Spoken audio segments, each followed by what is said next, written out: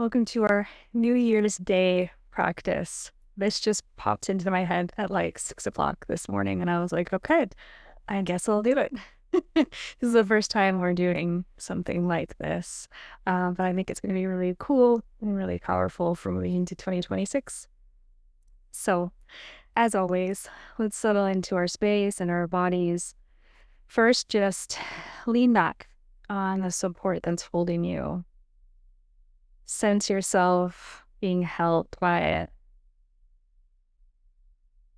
Almost as if that chair or that bed or that couch or the floor or whatever is like a big hand that is just holding you, that you can lean on, that you can trust.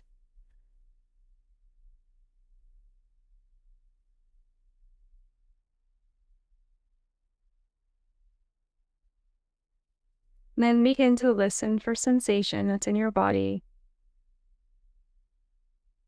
Any buzzing, vibration,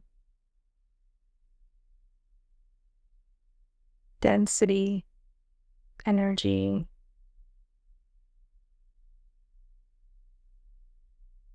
tightness or tension, heat or cold.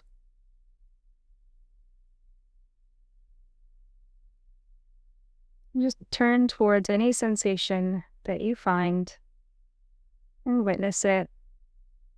Witness it long enough that it begins to transform into something a little different or a lot different.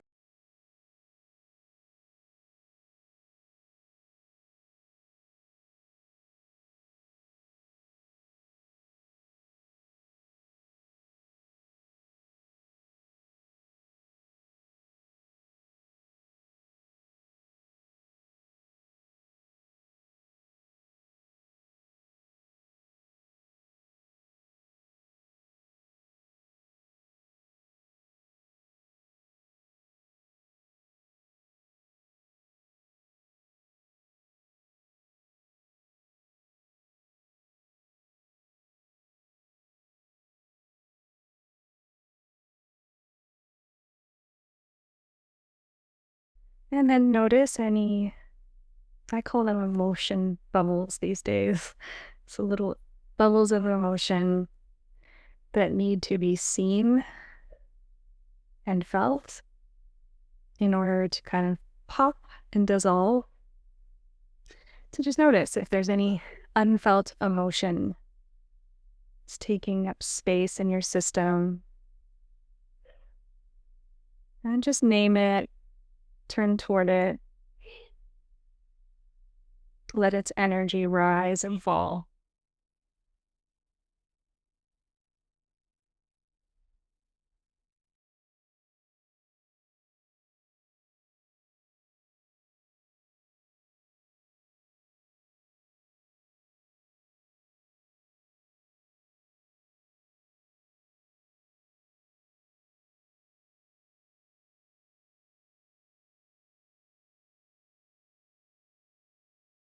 Just moving from bubble to bubble, giving time and space for each emotion.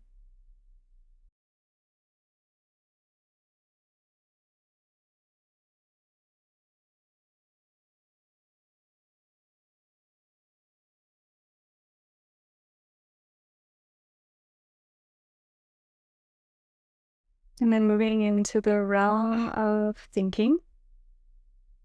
So just observing and hearing any thoughts that you might be having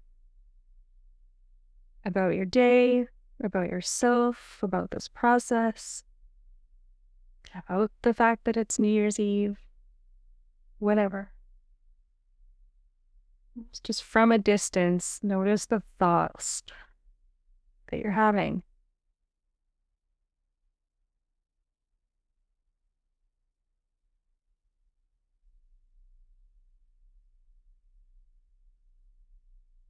There might be an impulse to judge your thoughts. See if you can hold back that impulse to judge and instead just use the words, oh, that's so interesting that I'm thinking that. Replacing judgment with curiosity.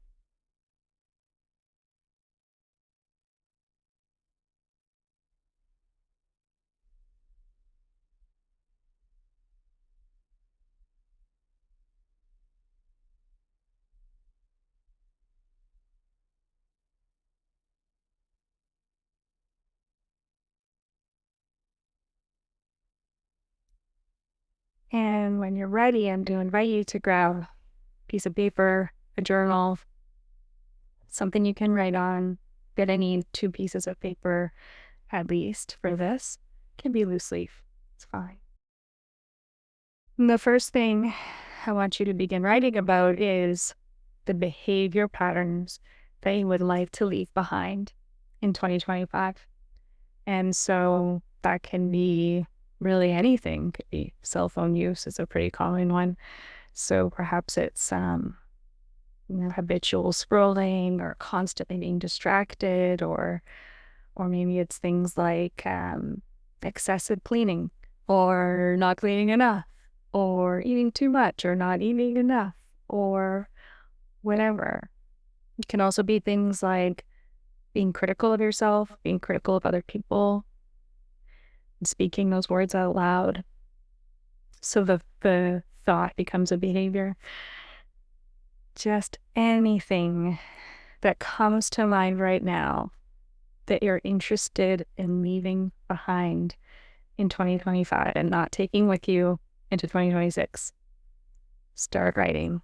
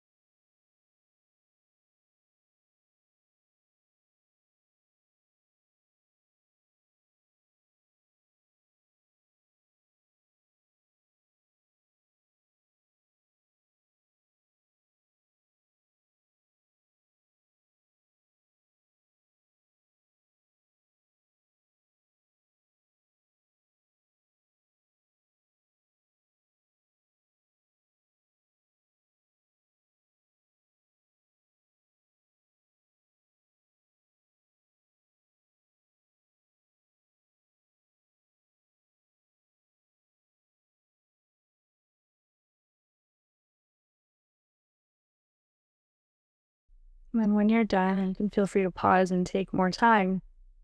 But if you're ready, you can start to think about thinking patterns that you would like to leave behind in 2025. So even just thinking about, what's your common thought life like? What are you thinking about? What are you focusing on? Is there a lot of mental chatter? One that was really, just mind-blowing for me to recognize and then to finally be free of is I had this thought pattern around opening my email where I was like telling myself that I was surely about to open, every time I was about to open my email, I was surely about to find something horrible. Like I did something so terrible to somebody and they're so angry, or whatever, something catastrophic, like life-changing bad news. Like that was how I approached opening my email every single day. And I was like, oh, I don't have to do that. And so I started to replace that thought with thoughts like, I can handle whatever is in my inbox, or I've never received an email like that before, right? And even if I had gotten whatever stressful emails, it's like I can't even remember what they were about today. So they can't have been that life-altering, right? So anything like that where you notice patterns in your thinking that you're just interested in shifting and in leaving behind. It ends at 2025. Something new starts in 2026.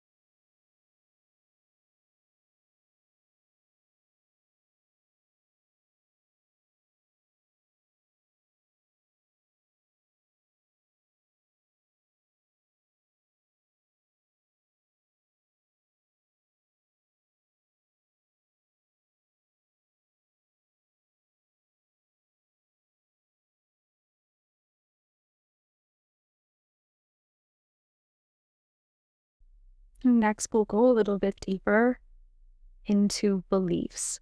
The thinking patterns are separate from beliefs. Beliefs are deeper, they're more subconscious, but they're definitely connected. So if you look at your behavior and your thoughts, it'll likely point you to the deeper belief, right? So in the example that I gave about this thinking pattern, like someone's always angry at me or whatever, right? Like the beliefs were, I'm mad, I'm wrong. I don't remember what else was connected to that, but yeah, notice if your thoughts can point you to what you're believing about yourself, about others, about the world, and then start to think about what you would like to leave behind in terms of beliefs. This one can take a little bit longer because they are more hidden, they are more subconscious. But again, yeah, those behaviors and thinking patterns should help us identify the belief.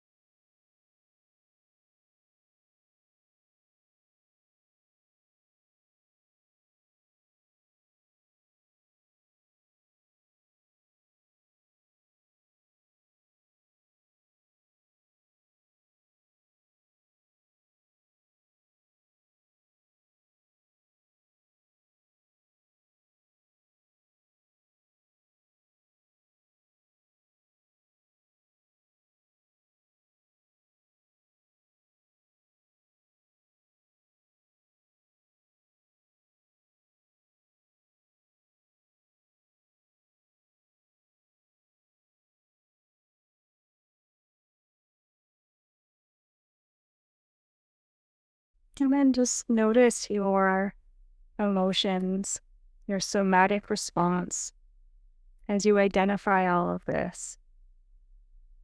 Give yourself time to process and integrate the somatic experience that you're having in response to everything that you've just put on this paper.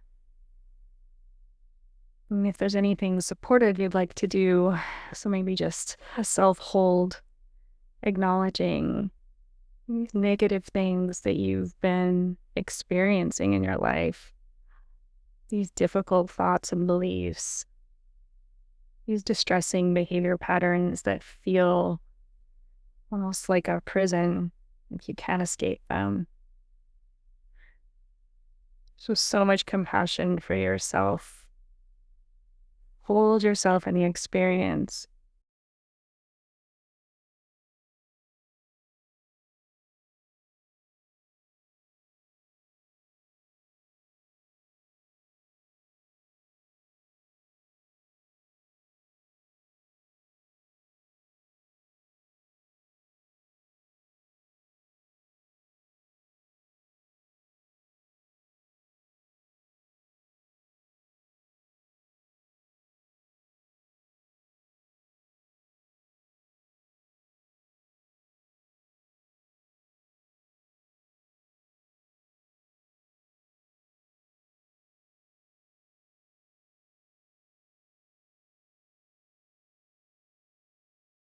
All right, and now for the fun part.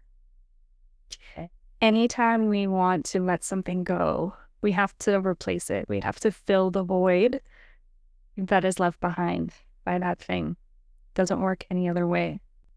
So let's start to think about replacement. Let's get a new piece of paper, fresh piece of paper, and start to write down first what you would like your emotional default states to be. How do you want to feel in your body? So what do you want your somatic experience to be, your emotional state to be? It's like joyful, peaceful, excited, optimistic, clear, open, present, whatever. Just start inviting in the possibility of a new default somatic state.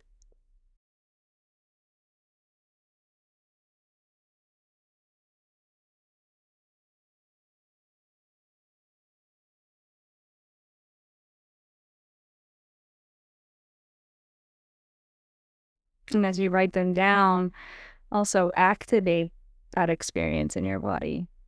What does joy feel like in your body? What does peace feel like in your body? Create it, bring it to life now as you write it down on this paper.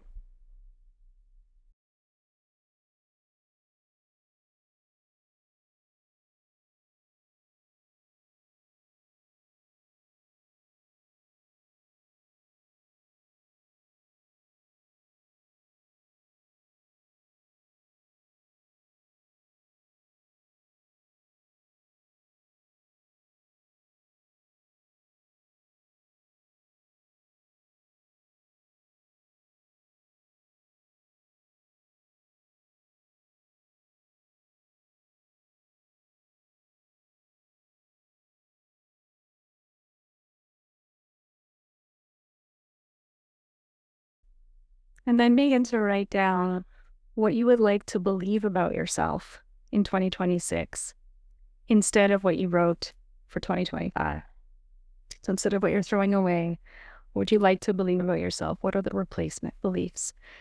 And I would actually encourage you to look at each one and create a counter belief for them. Now, it's important that that belief is, I want to say, logically truthful, even if it doesn't feel emotionally true. It's normal that it won't feel true, but from a thinking, knowledge standpoint, a wisdom standpoint, you know it is. You know it is true, right? So if it's something, if you have a belief around not being good enough or not doing enough, if you really look at it with clarity, you can probably see that you do plenty, that you are enough, that actually your goodness does not come from your production. Whatever it is, I want to say the truth will set you free, right? So focus on truth, and it's okay that it doesn't feel true. Trust that it will as you continue to work on this over time.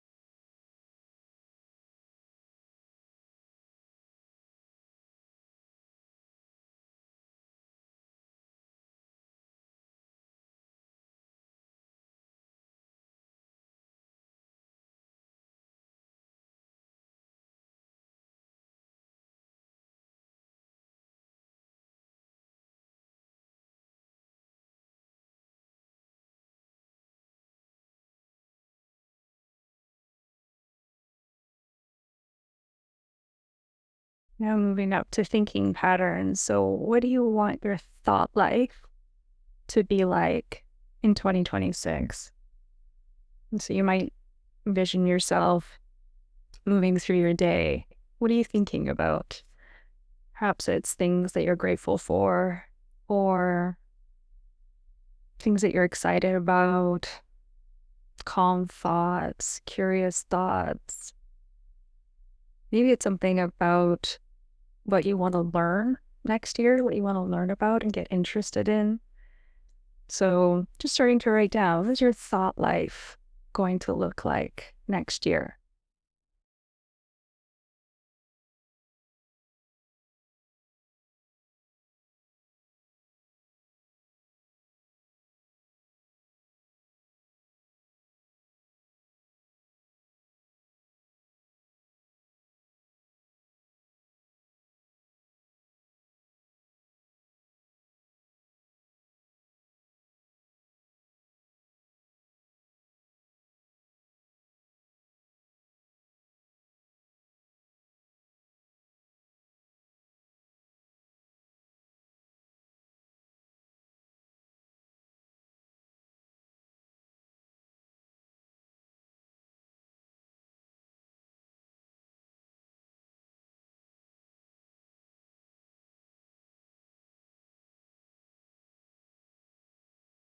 And then next, we're going to move into behaviors again.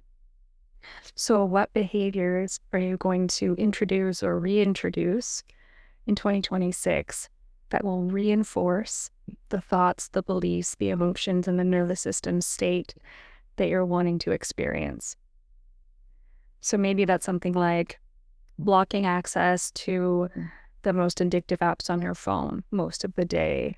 Maybe it's around exercise, maybe it's around picking up a new hobby or socializing more or challenging yourself with something or taking on a big project. What are the behaviors? Morning routines, time outside, things like that.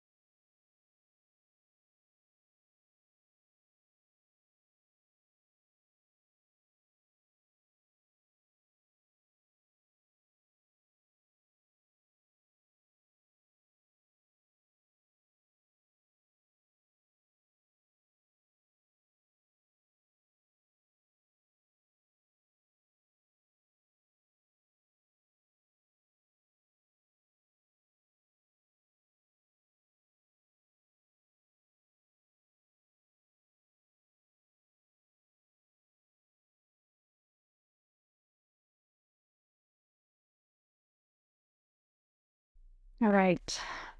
Now I want you to take that first sheet of paper, crumble it up to a tiny ball, and get rid of it. Throw it in the garbage. If you like fire, you can burn it later safely somehow. Flush it down the toilet. I don't know. I should ask my plumber husband if that's a good idea or not. But get rid of it. Maybe just start with the garbage. And then turn all of your focus to this new paper with all of the new things, the new and the good and the desirable and the true. And just focus on it. Read through it. Let it come to life. Visualize yourself living it out. Starting tomorrow.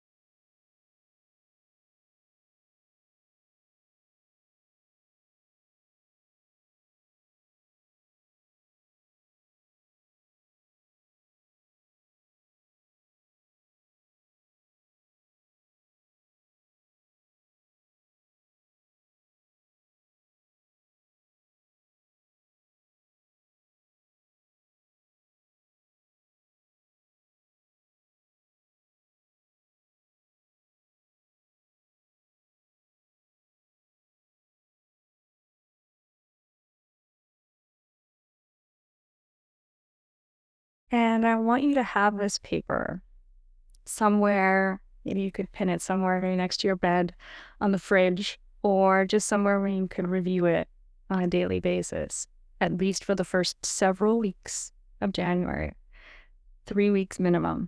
So keep coming back to it. It is normal to default back to the things that are in the garbage. That's okay. That's not a big deal. Where it becomes a problem is when we default back to those things, we make it mean that we are incapable of change. And that's simply not what it means. So what we're doing here is, okay, we're observing our old neural pathways. electricity, these networks of patterns that are so deeply ingrained. It's just like we don't even have to think about it, right? It's autopilot. We just do those things. And now we're trying to introduce something conscious that will eventually become our default. It will become autopilot. But these are not deeply ingrained yet. These are. So if we're not conscious, we're not paying attention, we're going to fall into that. It doesn't mean we're incapable of change. It just means that when we're not paying close attention, the automatic response is to go to what's familiar. So these first 3 weeks require conscious effort. Then it gets easier. And even after, honestly, the first few days, the first week, it gets way easier to start to choose the things that you really want to choose. All right, cool. Happy New Year. We'll see you next year.